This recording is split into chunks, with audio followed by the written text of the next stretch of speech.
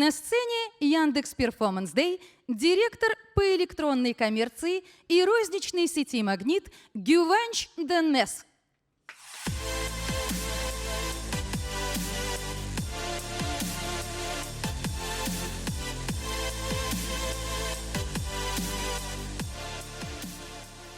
Гюванч, hello, welcome. Hello, welcome. How are you? I'm fine. And you? Thank you very much. So today I'm going to talk about the challenges of Omni leadership. I have a background I want to share with you, actually coming from a very offline background. So in the world of the online, offline is not so good, not so cool. There's I call it the tech aristocracy. The world is changing. And actually one of the challenges I had in my life, in my career, is I'm born in 1977. So anybody who was born before 1980 actually struggles with online, and that's the truth. And if you think about the top management of the companies today, which are because of the age group, I would say a lot of them are not qualified to lead the companies. Would you agree with me? Some of you, right? Because you cannot talk about your bosses, and I think that's the sad truth, and I was one of them. So what I want to share with you is how I started my journey and what I faced, and maybe some of the useful tools for all of you who work in Omni companies. Omni companies meaning the company is offline, and you need to do a transformation. Sales are going from online to offline. That's what I want to talk to you about, because I've done that several times, okay? And I made all the mistakes in my life about this. So first, about my background. I think I started in FMCG, long years in FMCG, but at one point I decided to go to a startup, Domino's Pizza Master Franchise in Russia. It was 20 stores, no online sales. I took it, I launched online sales with a website. Long story short, 4 years, sales increased double every year. When I left it, it was like 80% of delivery sales were online. And we did an IPO in London Stock Exchange during the, all this sanctioned environment. So that was considered to be a success. And during this period, actually, I learned how to start online. Okay, so and I got a little bit of a credibility for that, and I learned some things about it. And I want to talk to you about that. And the second thing is, after I was hired by Delivery Club to lead it, and it was in a bad shape. Yandex was kicking its ass, and we were losing share. I took it in 2019 June, and by the time I left it, we increased share versus Yandex. Long story short, we fixed the service, we fixed the product, it became much better, and Yandex bought it out. I had to exit. So basically, that's the second time that I took a company, but this time I went much more tech. So I learned several things about this, and now I'm advising some of the companies about that in terms of how you can lead this digital transformation for the ones who are working in so-called omni companies. Everybody's struggling with it, right? If you have experienced that. So first let's look at the future a little bit, because I never chose to work in places that is going to repeat. So when I was choosing FMCG in 1999, it was super cool, okay? And I thought that, that's the future, because it was the superior business model. But at one point, you understand the business model starts repeating itself. So you have to look at the future when you're choosing where you want to be. But where you want to be also dictates your skill set. So if you don't build the skill set now, you cannot go where you want to be. They asked this very successful guy, they said, like, how are you so successful? He said, I never go to where the puck is. I always go to where the puck will go, okay? So that's why I think this day is good, because, speakers talking about the future, it's amazing, ChatGPT, nationalizing ChatGPT regulation. I mean, these are super cool stuff. We have to pay attention to that. And what you need to do is you need to understand where we're going to be. Look where we're going to be. E-com in Russia is growing 30%. I mean, I just chose e-com as one market, right? It's been growing more than 50%. COVID boosted that. That's 30%. But forget about it. In 5 years, what's going to happen? Like, do you think we're going to grow 30%? 30, it will go down 20, 10, like this boring business plans. Actually, something else will happen. The hockey stick will happen. Why the hockey stick will happen is because of the second chart, because the generation is going to change. So what's happening today? Let's look at the customers. This is the typical retailer profile, the split, right? And then what you see today is actually the dominating segment today is who? Millennials. Millennials are how old? How old are millennials? 40 years old. 40-year-old family. What do they have? 2 kids, right? And they are the dominating, most spending group. And then you have the older group and so on. Are millennials digital? How do they use digital? Well, the approach of the millennials to digital is very utilitarian, meaning it's utility-based. Because millennials did not grow up with the digital. Because think about the people who were born in 1980 or onwards. They didn't have the smartphone. They didn't socialize with the smartphone. And that's a very important thing. Why? Because it determines the behavior. So they adopted that behavior, which means that they are still going to the stores. So there's a group of people, majority, who still goes and shops from the stores. But then the generation changes. So what will happen in 10 years? Those millennials, and some of you are here, by the way, including myself, right? So I'm X generation. I'm 77, so I'm even older than the millennials. So what's going to happen next? Let's think in 10 years. Let's fast forward. These millennials are going to get older, right? They'll be using more digital because they have adopted the behavior, but then they will be replaced by who? They will be replaced by absolutely new digital generation. So think about the numbers. So actually the most spending group in the retail is going to be people who are born after 1993 and 2000. What did they grow up with? Smartphones. And what is their behavior? They don't like to go to the stores. They don't really enjoy that. They are natives. And when they come and when they become the main customer target group, and when they become the dominant spenders, what's going to happen? A lot of people will be useless. Because a lot of retail will be useless. And you will see the retail revolution. This is not happening today. It's going to happen tomorrow. So retail has to adapt to that. And if you don't adapt to that, and if you don't prepare for the future, you're going to be disrupted. This is already happening for many, many stores. Like, take Toys R Us in USA. This has already happened to them, right? So take Walmart. They reacted, and they reacted positively. And now, actually, they can grow their business because they have fixed their digital business. So that's going to happen to all of us. What are the challenges? Why we cannot go omni? Why we cannot go online? Why do offline companies struggle with the transformation? I've done this. So, for the last 7 years, now it's like almost 8 years, I've been working in, taking companies and trying to transform them with tech. And one of the biggest things is leadership gap. CEOs don't freaking understand digital, unfortunately. Age. They were not born with digital. They don't understand it. Let me show you something. So if you look at, if you're a CEO, you can be aware of digital, you can know what it is, you can manage it, and most of them are trying to manage it without understanding it. But then actually you can lead it. To lead it, you need to know it better, or you can actually do it, which is, I'm talking about product development, getting involved in the product, getting involved in the IT architecture, getting, reorganizing your company towards the processes which are autonomous, which are designed for high software delivery. Now, if you're a CEO or if you're a top manager, this is very difficult for you if you're not coming from the IT background. And how many people are coming from IT background? Very few. Now, this is the challenges of the company. So what you need is at the top level, you need people who understand what they are doing, right? And this is one of the biggest problems because these people don't understand. That's the leadership gap. And that's what we are all suffering today. And that's one of the things that I have tried to do and I have always tried to position myself for. What's the next gap? Organization gap. Let's look at organizations. The FMCG gave something amazing to the world. The matrix organization. What is matrix organization? Business units, functions, decisions taken together. The business decision-making process is what? Collaboration-based, right? So collaboration-based decision-making entered our life by 1950s when the FMCG companies started to expand globally. And then this dominated all the way today. There's a problem with it today because it doesn't work anymore. Because in order to innovate so fast, you cannot go with collaboration all the time. And then what happens as a result of this is these organizations, are actually generating products that mirror the organizations. And if an organization is run with collaboration, the product will be run with collaboration. Do you think running the product with collaboration is a good thing? Collaboration is a dirty word in product development. And this is one of the things people need to understand.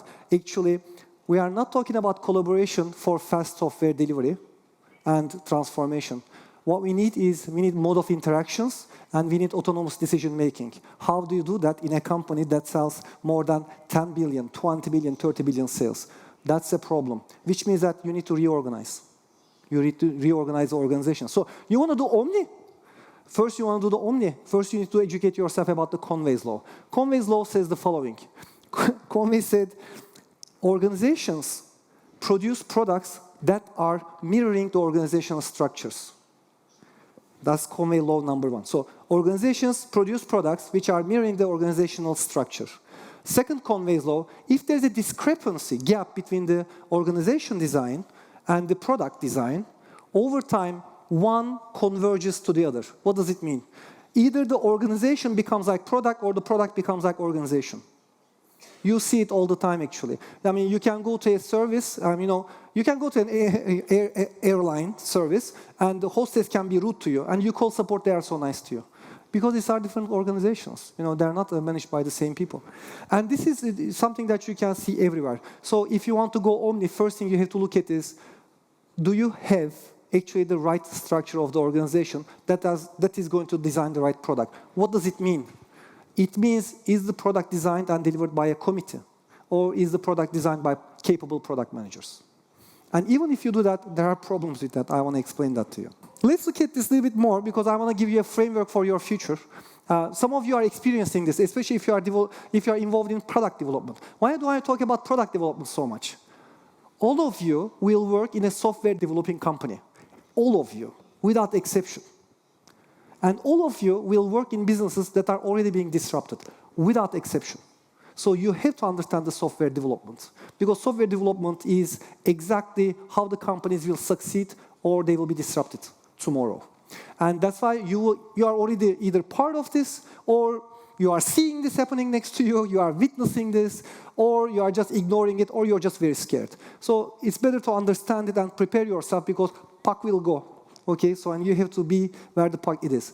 So there are three interaction modes in the organization in terms of how I would say the online part of the company should interact with the offline part of the companies. There are three modes. There's collaboration, which I talked about. Two teams work together, right? So there is the product team in some HQ, there is some geography business unit, and then they need to take decisions. That's not very healthy. That's not very, I would say, effective. But it's necessary when you are discovering things. It's necessary when you are actually building new skills.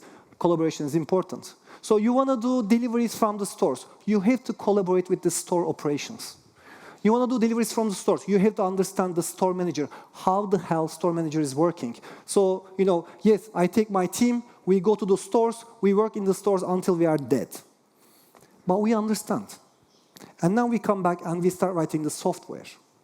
And this is the collaboration mode. Now, the point is, you cannot work in collaboration all the time, because collaboration kills, because it's ineffective. So what you need to do is what you see on the second part of the chart, which is over time you move from collaboration to actually, less collaboration. And at one point, you need to come to what we call product as a service. Product as a service means in the organization, you have one part, let's say, online part. You have one part which is offline part. And then they need to interact in a way with a very defined mode, just like programs interact with each other like APIs.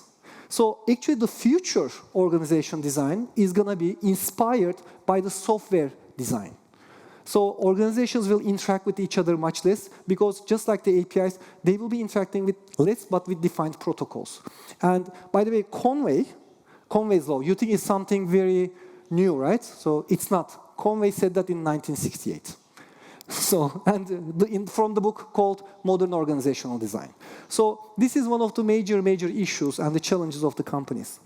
Profit gap. Offline is profitable, online is not. Why? So not for every business, right? So, but for most businesses, offline, you have a value stream. You have a certain cost structure, you have a certain operations, everything is designed for offline. You have the profit, but online, you may not have the profit. Why? Customer acquisition cost is killing you. Why? Your product is bad. Conversion is poor. I'm sure you work in companies where the product is really bad. And you need to fix the product. You need to fix your conversion. And you need to make sure that the retention works, right? So we have seen that in Delivery Club. When we were working in Delivery Club, the retention went so low at one point because we grew so much that we couldn't keep the customers anymore because we were late to every order. And actually, we changed the business model, we stopped doing marketing, and then we started fixing only the service. We just said, look, we're going to reduce delivery time and we're going to deliver on time. That's the best marketing. And that was a major game changer for the history of Delivery Club. And then actually that's how we got the market share versus the other players, including Yandex. And then it brought the profit. So better profitability because it's still the food aggregation business. It's a tough business to make profit. But then how do you get to do profit? You don't have a product, right? And your product is poor. Your offline is profitable. The offline people are looking at you and saying that, why should we invest in you?